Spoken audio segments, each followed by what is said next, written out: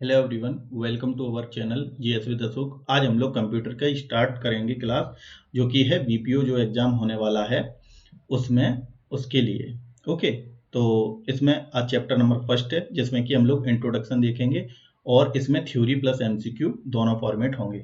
तो वीडियो को स्टार्ट करते हैं और मेरा नाम है अशोक पुष्कर। ओके, तो स्टार्ट करते हैं। कंप्यूटर का ऐतिहासिक संदर्भ, मतलब कि इंट्रोडक्शन में सबसे पहले उसका जो है ऐतिहासिक संदर्भ देखते हैं कि कंप्यूटर का शब्द या कंप्यूटर की खोज किसने की। तो सबसे पहले जो कंप्यूटर शब्द है, इसका उपयोग सबसे पहले 1613 में रिचर्ड ब्रैथवेट द्वारा किया गया। ठीक है, तो एक क्वेश्चन ये आप लोगों को याद रखना है, सबसे पहले कंप्यूटर का जो शब्द का उपयोग किसने किया? रिचर्ड ब्रैथवेट ने किया। फिर सेकंड पॉइंट है, जो कंप्यूटर शब्द है उसका उपयोग उन लोगों के लिए किया जाता है जो गणना का कार्य करते हैं। तो सबसे पहले जो कंप्यूटर है, कंप्यूटर का उपयोग सबसे पहले किसके लिए किया जाता था? कैलकुलेशन के लिए केवल। ठीक है, और बाद में जब इलेक्ट्रॉनिक उपकरण विकसित हुए तो जो गणना कर सकते थे, इन्हें ही कंप्यूटर कहा जाने लगा। मतलब कि कैलकुलेशन करने वाली चीज को कंप्यूटर कहा जाने लगा। फिर सेकंड क्वेश्चन है, कंप्यूटर के जनक किसे कहते हैं? तो कंप्यूटर के जनक चार्ल्स बेबेज कहते हैं, चार्ल्स बेबेज को कहते हैं। तो ये भी एक क्वेश्चन आता है। अब ये चैप्टर नंबर फर्स्ट है, इसमें केवल इंट्रोडक्शन देंगे। आफ्टर दैट हम लोग पर चैप्टर जो भी इनपुट डिवाइस, आउटपुट डिवाइस, उनकी generation of the computer pro, और ये जो भी इंटरनेट है, वेब ब्राउजिंग है, सारा कुछ हम लोग डिटेल में पढ़ेंगे। ठीक है, आज केवल इंट्रोडक्शन वाली क्लास है और फिर इसके बाद इसके एमसीक्यू हैं। तो इससे 1 से 2 क्वेश्चन आ सकते हैं इस पूरे मैटर से। ओके, तो कंप्यूटर के जनक कौन है? Charles Babbage. और इनका जन्म कब हुआ था? 1791 में, और 1871 में इनकी मृत्यु होगी। तो ये कोई इंपॉर्टेंट नहीं है। तो कंप्यूटर के जनक अगर पूछा जाए तो चार्ल्स बेबेज। और कंप्यूटर शब्द का उपयोग किसने किया सबसे पहले? तो रिचर्ड ब्रैथवेट द्वारा किया गया। अब जो चार्ल्स बेबेज थे, उन्होंने सबसे पहले क्या? डिफरेंस इंजन को बनाया। आफ्टर दैट एनालिटिकल इंजन को बनाया। और एनालिटिकल जो इंजन है, इसका ही उपयोग कब किया गया? इसका उपयोग किया गया as a prototype of the modern computer. मतलब कि जो मॉडर्न कंप्यूटर बनाने के लिए इससे इंस्पिरेशन ली गई। ठीक है, इसी वजह से इन्हें क्या कहते हैं? Father of computer. ओके, तो ये भी याद रखना कि कंप्यूटर के जनक तो है चार्ल्स बेबेज, लेकिन इन्होंने सबसे पहले क्या बनाया था? Difference engine. ठीक है, डिफरेंस इंजन, और उसके बाद एनालिटिकल इंजन। अब इम्पोर्टेंट एक कुछ फैक्ट क्या है कि जो कंप्यूटर है उसका हिंदी में नाम क्या है? ये वैसे पूछा नहीं जाएगा, लेकिन जनरली इंफॉर्मेशन के लिए देख लेते हैं। कंप्यूटर को संगणक कहा जाता है। संगणक यानी कि गणक यंत्र भी इसे कह सकते हैं, क्योंकि ये कैलकुलेशन में यूज होता था पहले। लेकिन आजकल जो मॉडर्न एरा में क्या है? कंप्यूटर का उपयोग, कैलकुलेशन तो एक बेसिक काम है, कंप्यूटर उससे बढ़कर बहुत चीजें आजकल करने लगा है। तो मॉडर्न जो कंप्यूटर है, अब वह data processing, storage, internet, automation, artificial intelligence, graphic designing, सारी चीजों में किसका उपयोग होता है? कंप्यूटर का। ठीक है, तो ये आजकल मॉडर्न कंप्यूटर का उपयोग है। फिर उसके बाद देखते हैं कंप्यूटर के कंपोनेंट। जो कंप्यूटर है उनमें कौन कौन से ऐसे कंपोनेंट हैं जो यूज होते हैं। तो कंप्यूटर में सबसे पहले तो इनपुट डिवाइस होते हैं, कुछ आउटपुट डिवाइस होते हैं, सॉफ्टवेयर क्या है, हार्डवेयर क्या है, और उसमें एएलयू और या सीपीयू, ये सारा कुछ हम लोग देखें कि कंपोनेंट में क्या क्या चीज है। तो सबसे पहले तो जो कंप्यूटर है, कंप्यूटर में हार्डवेयर और सॉफ्टवेयर का एक समन्वित समूह है, उसे क्या कहते हैं? कंप्यूटर। हार्डवेयर वाला वो पार्ट है, हार्डवेयर वो होता है जो कि हम लोग टच कर सकते हैं या फिजिकली छू सकते हैं। जैसे जैसे कि हम लोगों को हार्डवेयर वाले पार्ट में, जैसे कि कीबोर्ड है, तो कीबोर्ड क्या है? कीबोर्ड को हम लोग टच कर सकते हैं। ठीक है, ऐसे ही जो हमारा लैपटॉप है या कंप्यूटर है, उसको भी हम लोग टच कर सकते हैं, बॉडी को। तो वो सारे पार्ट क्या है? हार्डवेयर है। जैसे कि उसके अंदर, अगर कंप्यूटर के अंदर देखा जाए, जो मदरबोर्ड है वो भी क्या है? एक हार्डवेयर वाला पार्ट है कंप्यूटर में। और जो भी है, स्पीकर्स हैं, सारे कुछ क्या है? ये हार्डवेयर है। उसके बाद सॉफ्टवेयर वाला पार्ट क्या होता है? सॉफ्टवेयर वाला वह पार्ट होता है जो कि हम लोग टच फील नहीं कर सकते, यानी कि उसे हम लोग फिजिकली टच नहीं कर सकते, वो केवल प्रोग्राम होते हैं। तो उसे क्या कहते हैं? सॉफ्टवेयर कहते हैं। ओके, जैसे कि एग्जाम्पल के लिए हार्ड कॉपी क्या होती है? कि जो हम लोग जो प्रिंट आउट लेते हैं, हाथ में पेपर लेते हैं A4 साइज या और कोई चीज प्रिंट आउट, तो वो क्या होती है? Hard copy. और सॉफ्ट कॉपी क्या होती है? जो आपके फोन में डिजिटली रूप से संचित रहती है, उसे क्या कहते हैं, सॉफ्ट कॉपी। ओके, तो ऐसी हार्डवेयर और सॉफ्टवेयर में यही डिफरेंस है बेसिक। बाकी इसके बारे में आगे हर चीज के बारे में पूरा डिटेल से चैप्टर को कवर करेंगे, ठीक है। तो तब सारी चीज समझ में आएगी। अब सबसे चीज पहली क्या है, जो है इसमें सीपीयू क्या है, hard mind of the computer. CPU जो है एक कंप्यूटर में जो सीपीयू होता है वो क्या होता है, जो ब्रेन कहलाता है कंप्यूटर का। पूरा जो कंप्यूटर का संचालन किसके द्वारा किया जाता है, केवल ब्रेन द्वारा। मतलब कि सीपीयू केवल ब्रेन द्वारा तो नहीं, और भी चीजें होती हैं। मदरबोर्ड में लगा होता है सीपीयू, ठीक है, वो क्या करता है, पूरे कंप्यूटर को कंट्रोल करता है, ठीक है। तभी इसका नाम क्या है, सेंट्रल प्रोसेसिंग यूनिट। और ये माइंड है, जैसे कि अपनी बॉडी है, बॉडी में सबसे इंपॉर्टेंट चीज क्या है, माइंड। तो माइंड क्या है, ये पूरी बॉडी को रेगुलेट करता है। कोई भी फंक्शन करना हो तो जो सिग्नल है वो माइंड से सारे अंगों में जाते हैं और वो हम लोग काम कर सकते हैं। ऐसी जो कंप्यूटर है उसका जो मस्तिष्क क्या है, तो वो है CPU, central processing unit. Okay, और सेंट्रल प्रोसेसिंग यूनिट के 3 भाग हैं, जिसमें कि एक तो है कंट्रोल यूनिट, एक है अर्थमेटिकल लॉजिक यूनिट और एक है रजिस्टर। तो सीपीयू के 3 फर्दर पार्ट हैं जो कि काम करते हैं। जैसे कि कंट्रोल यूनिट का काम क्या है, कंट्रोल यूनिट जो है कंप्यूटर के विभिन्न घटकों के बीच में समन्वय स्थापित करता है। यानी कि जो भी उसके पार्ट्स हैं कंप्यूटर के, उनके बीच में कोऑर्डिनेशन की सिग्नल कहाँ से कहाँ जाना है, उसके बाद कहाँ जाना है, या डेटा कहाँ से कहाँ किया गया है, वो सारा जो है कौन करता है, वो कंट्रोल यूनिट वाला पार्ट है जो सीपीयू का पार्ट है। फिर एक पार्ट है एएलयू, यानी कि अर्थमेटिकल लॉजिक यूनिट। तो इसका काम क्या है, जो कंप्यूटर में कैलकुलेशन का काम इसके द्वारा किया जाता है, जैसे कि जोड़ घटाना, गुणा भाग और रीजनिंग और एंड और नॉट गेट का संचालन भी यही करता है। फिर उसके बाद रजिस्टर का काम क्या है, ये एक अस्थायी रूप से डेटा और निर्देशों को स्टोर करता है। ये क्या करता है, जो अभी हम लोग इंस्ट्रक्शन देते हैं, यानी कि हम लोग कोई इनपुट आउटपुट कुछ भी देते हैं, कंप्यूटर में की प्रेस करते हैं, तो वो उसको क्या स्टोर करता है और उसकी प्रॉपर फंक्शनिंग के लिए कंट्रोल यूनिट के पास देता है और ये प्रोसेस करता है उस चीज को, और हम लोग जो लिखते हैं वो लिख जाता है। एक एग्जाम्पल दिया ये हमने। ऐसे ही सारे काम इसी प्रकार से होते हैं। तो अभी तो ये केवल इंट्रोडक्शन है, फिर हम लोग डिटेल से पढ़ेंगे इसमें एक एक चीज कि सीपीयू क्या है, कंट्रोल यूनिट क्या है, ये सारा कुछ। ओके, तो अभी केवल थोड़ा सा ऊपर ऊपर बता रहा हूं मैं। तो रजिस्टर का काम हम लोगों ने देख लिया। ये एक तरीके से क्या है, एक मेमोरी है और ये इसकी प्रोसेसिंग क्षमता बहुत तेज होती है, ठीक है। तो रजिस्टर क्या है, एक तो सबसे छोटी मेमोरी है, प्लस इसकी जो प्रोसेसिंग स्पीड है वो बहुत फास्ट है। ऐसे ही जैसे कि अब एग्जाम्पल के लिए देख लेते हैं कि हम लोग रजिस्टर है और फिर एक मेमोरी होती है, अभी प्रेजेंट टाइम में हम लोग हार्ड डिस्क जानते हैं, हार्ड डिस्क। तो हार्ड डिस्क जो है स्टोरेज क्षमता तो उसकी बहुत ज्यादा है। रजिस्टर की जो स्टोरेज कैपेसिटी है, मतलब कि उसमें डेटा का स्टोरेज बहुत कम है, लेकिन वो बहुत तेज है। और हार्ड डिस्क में स्टोरेज क्षमता तो ज्यादा है, लेकिन वो बहुत स्लो प्रोसेसिंग करती है अकॉर्डिंग टू रजिस्टर, ठीक। ये एक एग्जाम्पल है उसका, एक कंपैरिजन का, ठीक है। तो ये रजिस्टर होता है जो सीपीयू का पार्ट है। ये क्या करता है, जो डेटा और निर्देशों को स्टोर करता है और उन्हें प्रोसेसिंग तेजी से होती है और उनकी प्रोसेसिंग करने में मदद करता है। ओके, अब देखते हैं दूसरी चीज, मेमोरी।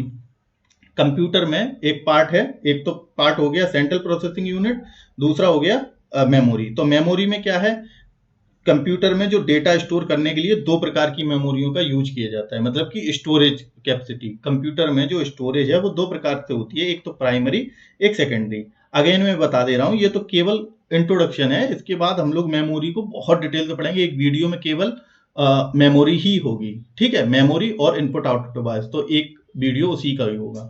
तो मेमोरी क्या है, प्राइमरी और सेकेंडरी, 2 प्रकार की मेमोरी होती है। प्राइमरी, अब वोलेटाइल, नॉन वोलेटाइल, ये हम लोग बाद में डिस्कस करेंगे, अभी केवल इंट्रोडक्शन देख रहे हैं। तो प्राइमरी मेमोरी और सेकेंडरी मेमोरी 2 प्रकार की मेमोरी होती है। प्राइमरी मेमोरी क्या है, ये क्या करते हैं, ये डेटा को अस्थायी रूप से स्टोर करती हैं। प्राइमरी मेमोरी क्या है, ये अस्थायी रूप से स्टोर करती हैं।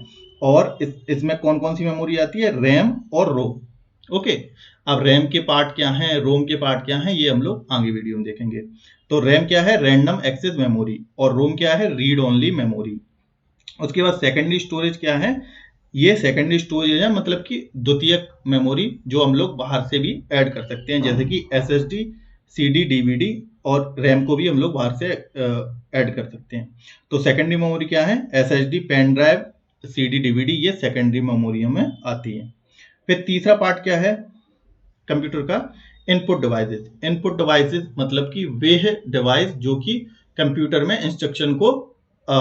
इंस्ट्रक्शन देने के लिए उपयोग किए जाते हैं, जो कंप्यूटर में डेटा या कमांड प्रदान करते हैं। मतलब कि कंप्यूटर को डेटा प्रदान करने के लिए जो डिवाइस यूज किए जाते हैं उन्हें इनपुट डिवाइस कहते हैं। जैसे कि माउस है, कीबोर्ड है और स्कैनर है, ये सारे क्या हैं, इनपुट डिवाइस हैं। ठीक है, जॉयस्टिक है, लाइट पेन है, ये सारे क्या हैं, इनपुट डिवाइसेस हैं। तो इसमें कीबोर्ड, माउस, स्कैनर। उसके बाद चौथा पॉइंट क्या है, आउटपुट डिवाइसेस। आउटपुट डिवाइस क्या है, जो हम लोगों ने डेटा दिया है इनपुट से, वो प्रोसेस करता है CPU, और फिर उसका आउटपुट जो मिलता है उसको दिखाने के लिए हम लोगों को जो से डिवाइस यूज किए जाते हैं उन्हें आउटपुट डिवाइस कहते हैं। जैसे कि मॉनिटर में हम लोग जो कोई इनपुट देते हैं, एग्जाम्पल के लिए कुछ भी मान लो कि मैंने माई कंप्यूटर को खोला, एक सॉफ्टवेयर है माई कंप्यूटर है जिसमें कि पूरा स्टोरेज या पूरा कंप्यूटर का मेन डेटा रहता है। तो माई कंप्यूटर खोला तो हम लोगों ने इनपुट दिया माउस से, आउटपुट किस पे मिला, डिस्प्ले पे हम लोगों को आउटपुट मिला प्रोसेस होने के बाद खुल के।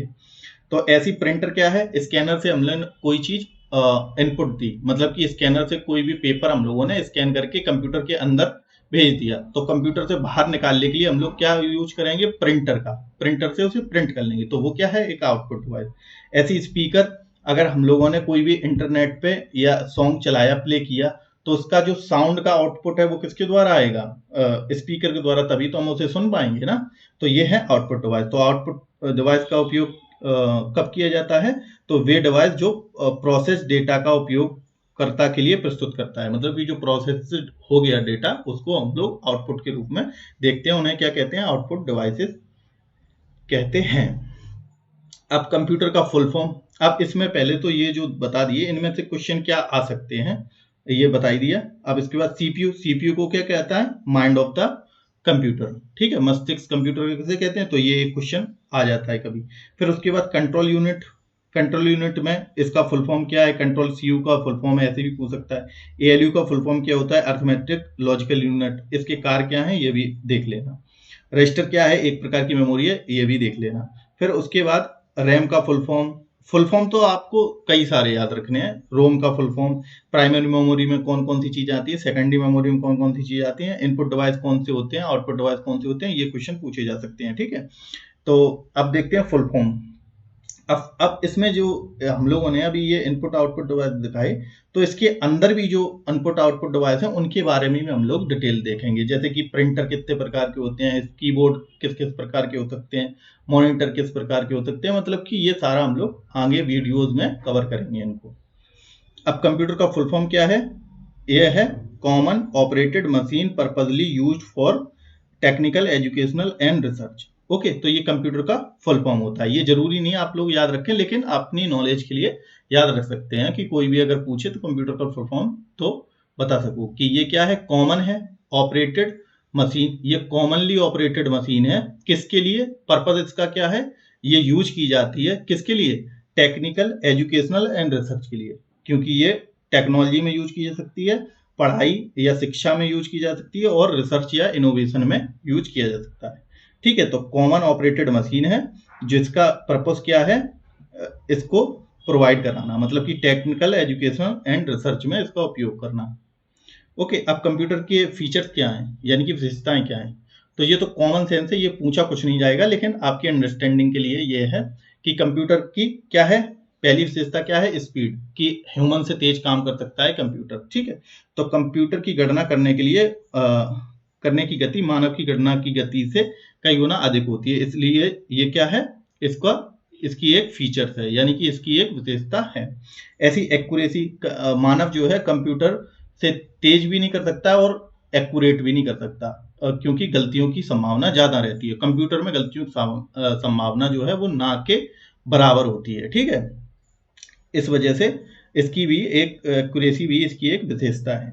ऐसी हाई स्टोरेज कैपेसिटी, इसकी कैपेसिटी स्टोरेज बहुत बड़ी मात्रा में हम स्टोर कर सकते हैं। जैसे कि हम लोग जो पर्सनल कंप्यूटर यूज करते हैं, जिन्हें मेन फ्रेम कंप्यूटर है, कोई भी कंप्यूटर है, जैसे कि आजकल तो जो एडवांस कंप्यूटर हैं सुपर कंप्यूटर हैं उनमें क्या है, स्टोरेज कैपेसिटी बहुत ज़्यादा, पेटाफ्लॉप, ठीक, ये बहुत लंबी स्टोरेज, बहुत ज़्यादा स्टोरेज क्षमता है, ठीक है, तो ये भी इसका एक फीचर है। ऐसी रिलायबिलिटी, रिलायबिलिटी का मतलब विश्वसनीयता, विश्वसनीयता मतलब कि ये इस पे विश्वास किया जा सकता है कि इससे कोई भी काम करवाते हैं हम लोग तो वो सही करके देगा, ठीक है, ये इसकी रिलायबिलिटी है कि कंप्यूटर समान और सटीक परिणाम प्रदान करता है, इस वजह से इस पर रिलाई भी किया जा सकता है, तो ये भी इसका एक फीचर हो गया। अब वर्सेटिलिटी मतलब कि बहुउद्देशीय, बहुउद्देशीयता मतलब कि मल्टीपर्पज है, एक से ज़्यादा काम कर सकता है, ये भी इसका एक फीचर है, जैसे कि हम लोग इससे कैलकुलेशन और प्रोग्रामिंग,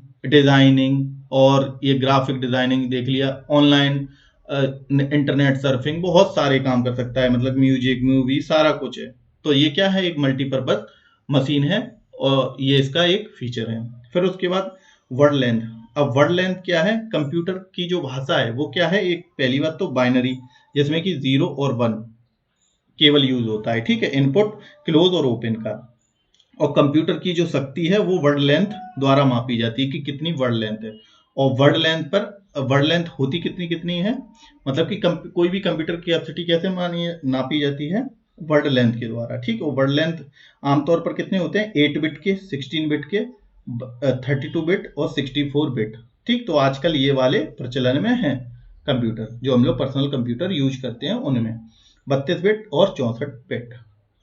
उसके बाद डेलीजेंस, डेलीजेंस यानी कि परिश्रमशीलता, इसका मतलब क्या है कि व्यक्ति को अगर कोई मनुष्य उसको काम कर दिया जाता है तो वो क्या थक भी सकता है, तो उसे आराम की जरूरत है, और मशीन, कंप्यूटर एक मशीन है, तो क्या है, ये क्या है, इसमें बहुत ज्यादा टाइम तक इस पे काम किया जा सकता है, तो ये थकता नहीं है क्योंकि बिना किसी गलती से लंबे समय तक कार्य कर सकता है, तो ये इसकी ये डेलीजेंस है, ओके, और इस पे इमोशनल इन्फ्लुएंस कार्य नहीं कर, और आजकल तो लेकिन एआई के रूप में इस पे इमोशनल इन्फ्लुएंस भी कार्य करने लगा है, ओके, तो ये हो गया हमारा जो बेसिक इंट्रोडक्शन है कि कंप्यूटर के थोड़े बहुत हमने software, hardware, input output device, computer की खोज, ऐसा थोड़ा सा इंट्रोडक्शन देख लिया। अब इससे रिलेटेड जो भी क्वेश्चन है वो हम लोग देख लेते हैं, फिर इसके बाद आगे नेक्स्ट लेक्चर से हम लोग रियल जो टॉपिक्स हैं उन पे कवर करेंगे, ओके। तो क्वेश्चन नंबर फर्स्ट क्या है कि कंप्यूटर शब्द की उत्पत्ति किसके द्वारा हुई है, ठीक है, तो कंप्यूटर शब्द की उत्पत्ति जो है, सबसे पहले तो कंप्यूट या कंपीट या कंपेयर या कंपाइलेशन, इनमें से कौन से शब्द से कंप्यूटर शब्द की उत्पत्ति हुई है, तो इसकी उत्पत्ति हुई है कंप्यूट शब्द से, तो ए इज द राइट आंसर। और कंप्यूट जो शब्द है वो क्या है, एक लैटिन वर्ड है, ये क्या है, एक लैटिन वर्ड है, लैटिन वर्ड है, और इससे क्या हुआ है, कंप्यूटर शब्द की उत्पत्ति हुई है, ओके। अब सेकंड क्वेश्चन क्या है, कंप्यूटर के जनक कौन है, फादर ऑफ कंप्यूटर,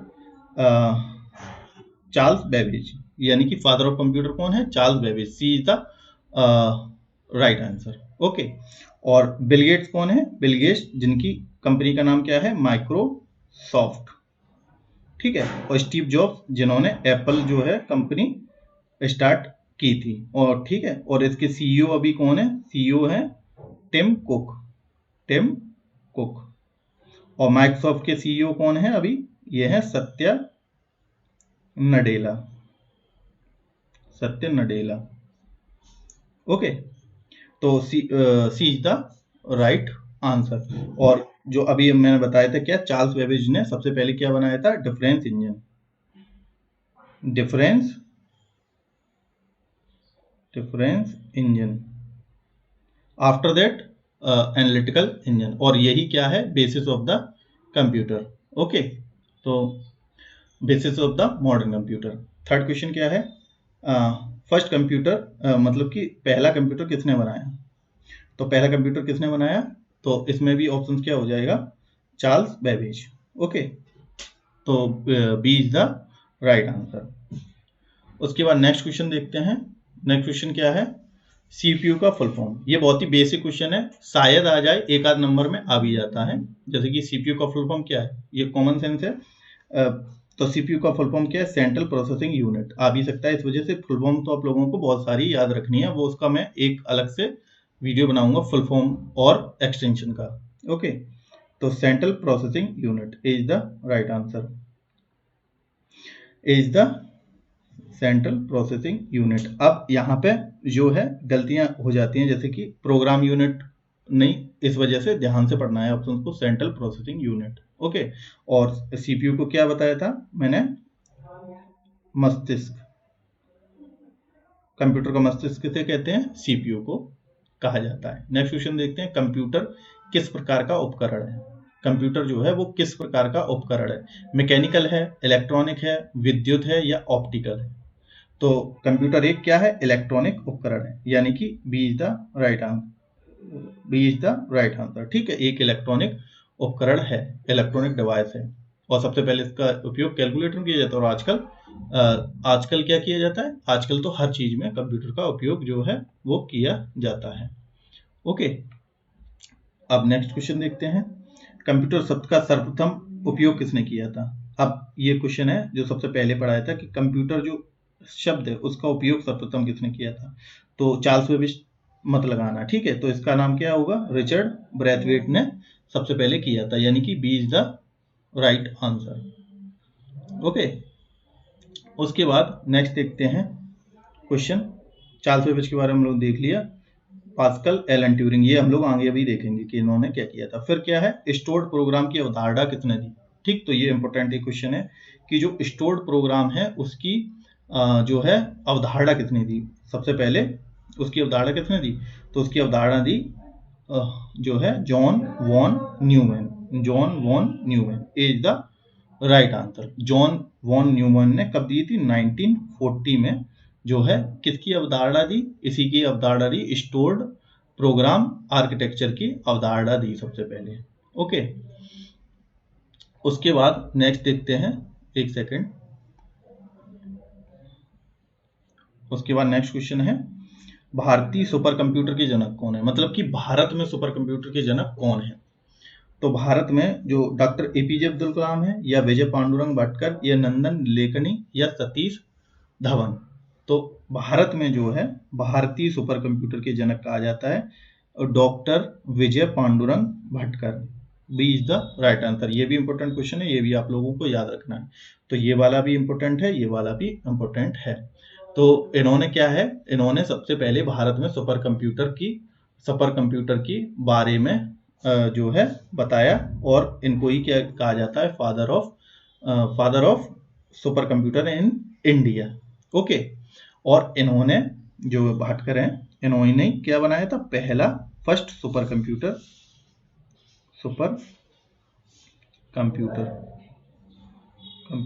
बनाया, जिसका नाम क्या रखा है इन्होंने, परम नाम रखा। ठीक है, परम 8000 नाम रखा इन्होंने अपने पहले सुपर कंप्यूटर का, तभी इन्हें क्या कहा जाता है, फादर ऑफ सुपर कंप्यूटर। और जो सुपर कंप्यूटर जो भारत में, उनका निर्माण के लिए किसकी स्थापना की गई थी, सीडेक की। सीडेक मतलब कि central development of advance computing, जो कि कहाँ पे है, पुणे में है। अभी इसके बारे में ही हम लोग जो सुपर कंप्यूटिंग मिशन के बारे में भी हम लोग पढ़ेंगे नेक्स्ट वीडियोज में। ओके, नेक्स्ट देखते हैं, लॉजिक चिप का दूसरा नाम क्या है, लॉजिक चिप का दूसरा नाम क्या है, तो लॉजिक चिप का दूसरा नाम है माइक्रो प्रोसेसर। ठीक है, माइक्रो प्रोसेसर का दूसरा नाम क्या है, लॉजिक चिप। ओके, और जैसे कि प्रेजेंट टाइम में जो लॉजिक चिप यानी कि माइक्रो प्रोसेसर कौन सी कंपनियां बनाती हैं, जैसे कि इंटेल हो गया, यूएसए कंपनी है इंटेल, और एएमडी हो गया, ये क्या बनाती हैं, ये लॉजिक चिप यानी कि माइक्रो प्रोसेसर का निर्माण करती हैं। और जो कि क्या करते हैं, माइक्रो प्रोसेसर का काम क्या है, जो भी कैलकुलेशन है, प्रोसेसिंग है, उसको कार्य करने में ये काम करते हैं। ठीक है, नेक्स्ट क्वेश्चन है, भारत की सिलिकॉन वैली किसे कहा जाता है, मतलब कि जहां पर सबसे ज्यादा ये कंप्यूटर का सारा काम होता है, तो वो कहाँ पे, मुंबई में, हैदराबाद या बेंगलुरु में। तो ये हो गया बेंगलुरु में, यानी कि बेंगलुरु में इसको क्या आता है, silicon valley of India. Okay, और बाकी सिलिकॉन वैली कहाँ पे है, वैसे सिलिकॉन वैली यूएसए में है। ओके, जहाँ पे जो भी मैक्सिमम कंपनियां हैं टेक्नोलॉजी से रिलेटेड, टेक वाली कंपनियां, उनका हेडक्वार्टर भी वहीं पे है। तो c is the right answer. Bengaluru, Bengaluru कहाँ पे है? कर्नाटक में है। ओके, और इसे आईटी हब तभी कहा जाता है क्योंकि यहाँ पर सारा इंफॉर्मेशन एंड टेक्नोलॉजी का सारा काम होता है।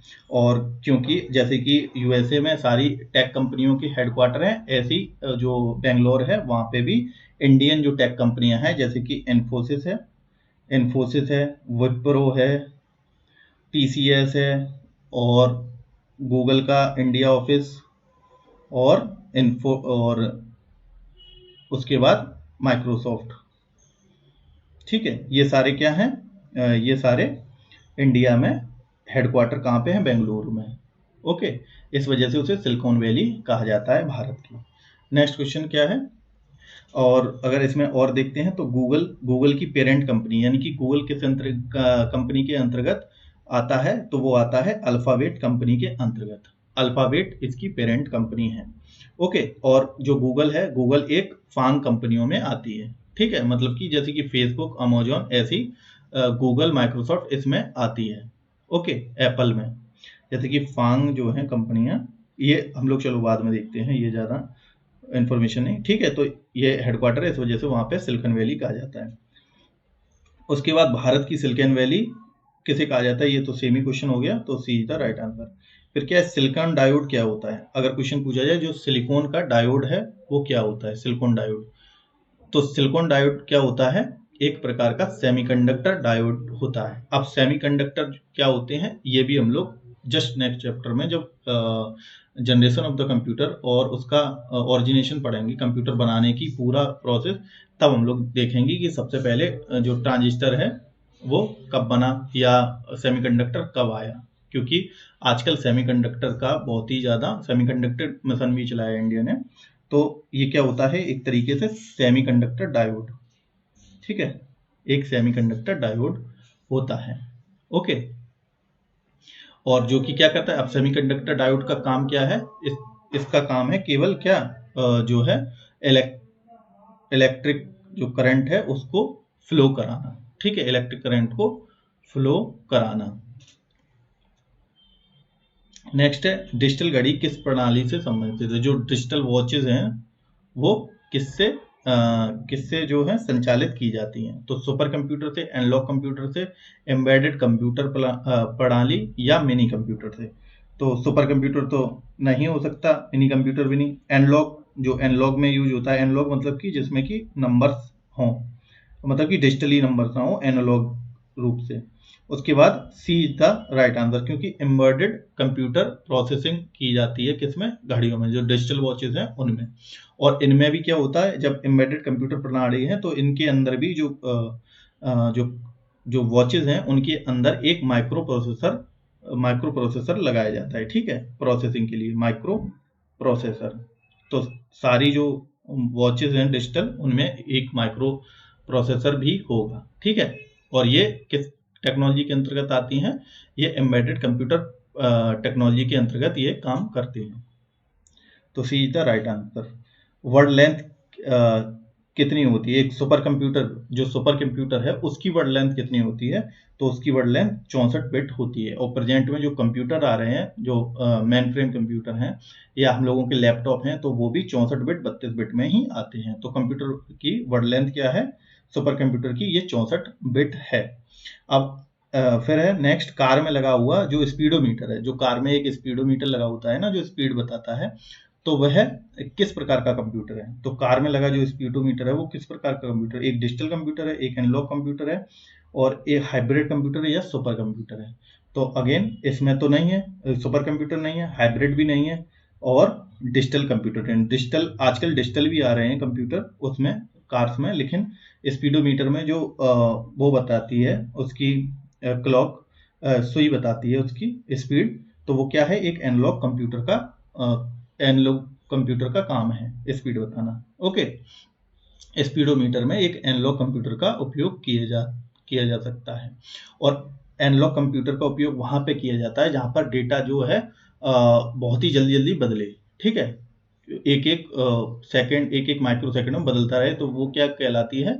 एनालॉग कंप्यूटर का वहां पे उपयोग किया जाता है। फिर उसके बाद आईसीटी का फुल फॉर्म क्या है? इंफॉर्मेशन एंड इंफॉर्मेशन इंटरनल है सूचना एवं संचार प्रणाली, मतलब कि इंफॉर्मेशन एंड कम्युनिकेशन टेक्नोलॉजी। सूचना एवं हिंदी में लिख दिया है इंफॉर्मेशन, फुल फॉर्म अंग्रेजी में ही आप लोग याद रखें, उससे याद करने में आसानी होती है। इंफॉर्मेशन एंड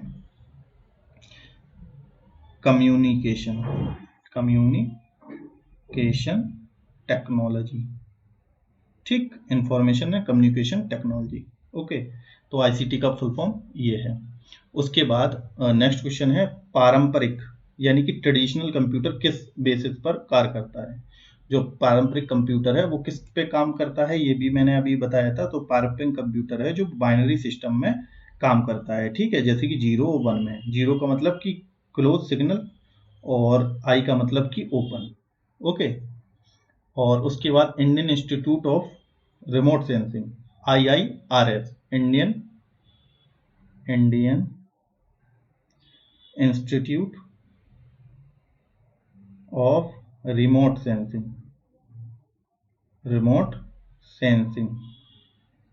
तो ये कहाँ पे है, इसका हेडक्वार्टर कहाँ पे है? तो इसका हेडक्वार्टर जो है देहरादून, जो कि उत्तराखंड की कैपिटल भी है देहरादून। ओके, तो वहां पे किसका है, IIRS का हेडक्वार्टर है। बाकी हैदराबाद में फॉरेस्ट रिसर्च इंस्टीट्यूट का भी हेडक्वार्टर है।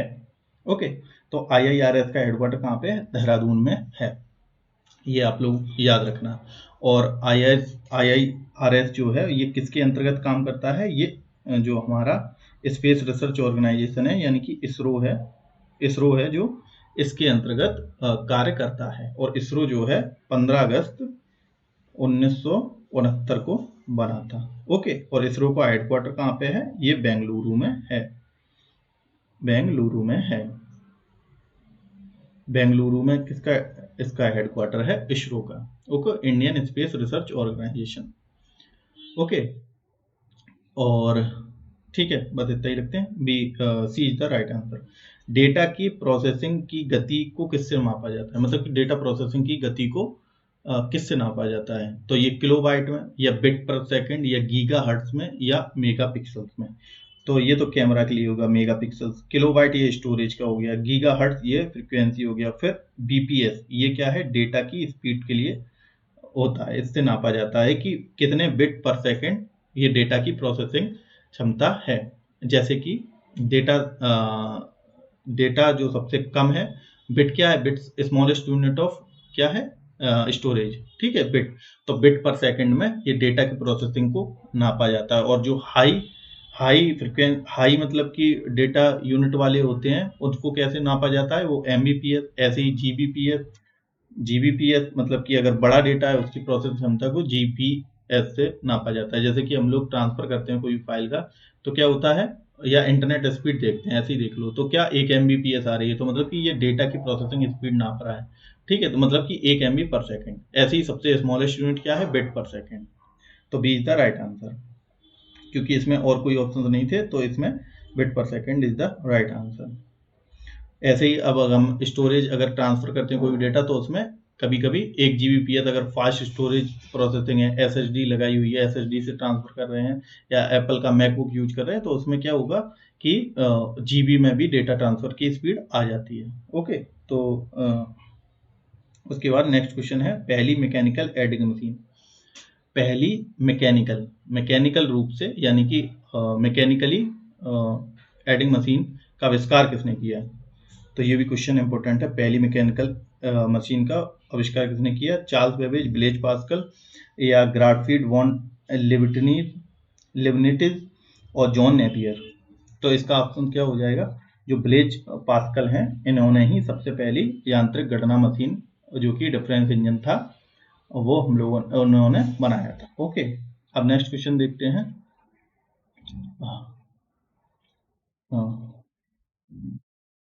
पहली यांत्रिक गणना मतलब मैकेनिकल, ये तो ये नहीं है, ये आंसर गलत है, ये है ब्लेज पास्कल।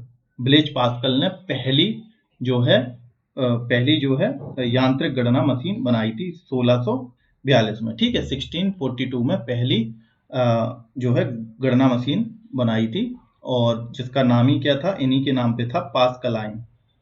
पास्कलाइन, ठीक है, यांत्रिक है, ठीक है। यांत्रिक गणना मशीन किसने बनाई थी सबसे पहले? ब्लेज पास्कल ने, और ये फ्रांस के थे। ओके, फ्रांस के थे। 1642 में इन्होंने सबसे पहले पहला मैकेनिकल कैलकुलेटर बनाया, जिसका नाम क्या था? पास्कलाइन। ओके, तो इसका आंसर हो जाएगा B is the right answer. Okay, तो ये देख लेना आप लोग। फिर क्या है, पहला संपूर्ण रूप से इलेक्ट्रॉनिक कंप्यूटर कौन था? पहला जो कंप्यूटर था जो कि इलेक्ट्रॉनिक था, मैकेनिकल नहीं था, इलेक्ट्रॉनिक था, तो यूनिवैक था, एनवैक था, एडवैक था, या IBM 701 था? तो इसका आंसर क्या हो जाएगा? B is the right answer, ENIAC. ENIAC का फुल फॉर्म क्या है? इलेक्ट्रॉनिक, क्योंकि ऑब्वियस सी चीज है, इलेक्ट्रॉनिक है, तो पहला तो ई का मतलब ही क्या हो जाएगा?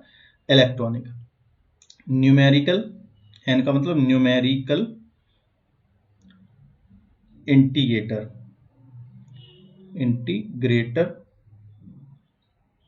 एंड कंप्यूटर, ठीक है। तो ये एनियक का फुल फॉर्म है, और एनियक क्या है? ये पहला संपूर्ण रूप से इलेक्ट्रॉनिक कंप्यूटर था। ओके, और जो कि बनाया कब गया था? 1946 में। तो सबसे पहले 1942 में मैकेनिकल कौन सा बनाया गया था? ब्लेज पास्कल ने पास्कलाइन बनाया था, जो कैलकुलेशन में यूज होता है। फिर उसके बाद इलेक्ट्रॉनिक रूप से किसने बनाया? ये सबसे पहले एनियक बना था, जो कि 1946 में अमेरिका में बनाया गया था। ओके, अब नेक्स्ट देखते हैं, कंप्यूटर में एकत्रित आंकड़ों को क्या कहा जाता है? जो स्टोर्ड डेटा होता है उसे क्या कहा जाता है? तो कंप्यूटर में जो डिटेल्ड जो स्टोरेज डेटा होता है उसे कहा जाता है डेटा, प्रोग्राम, उसे कहा जाता है इंफॉर्मेशन, ठीक है। तो ए इज द राइट आंसर, मतलब कि जो डेटा स्टोर होता है उसे इंफॉर्मेशन कहा जाता है। ओके, अब फर्स्ट जो है कैलकुलेशन डिवाइस, अगर पहला कैलकुलेशन डिवाइस पूछा जाए तो पहला कैलकुलेशन डिवाइस कौन सा है? तो अबेकस है। तो ए इज द राइट आंसर, क्योंकि अबेकस का उपयोग सबसे पहले चाइना में किया गया कैलकुलेशन के लिए, ठीक है। चाइना में जो है सबसे पहले जो है अबेकस का उपयोग किया गया गणना के लिए। तो ए इज द राइट आंसर। उसके बाद नेक्स्ट क्वेश्चन है क्रेवन। क्रेवन क्या है? तो क्रेवन क्या है? तो क्रेवन है एक सुपर कंप्यूटर। ओके, तो ना तो सॉफ्टवेयर है, ना प्रोग्रामिंग भाषा है, ना माइक्रो प्रोसेसर है। तो ये इंपॉर्टेंट क्वेश्चन है, याद रखना। तो ये एक क्या है? एक सुपर कंप्यूटर है, क्रेवन, और जो कि 1976 यानी कि 1976 में सैमुअल